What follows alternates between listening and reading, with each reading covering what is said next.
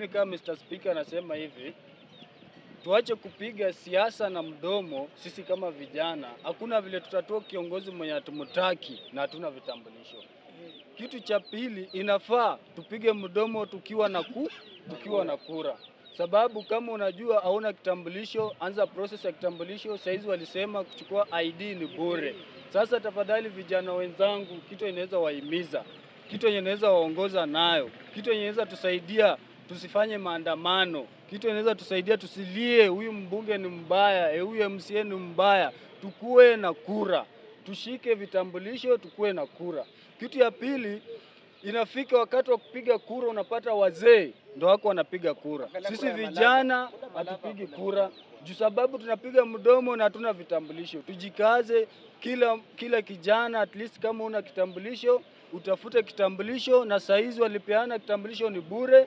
Uende kwa ofisi ushike ID ndio ukuwe na kura yako, ndio uweze kutoa ule mtu ambaye unaona astahili, ama sio? Ndio.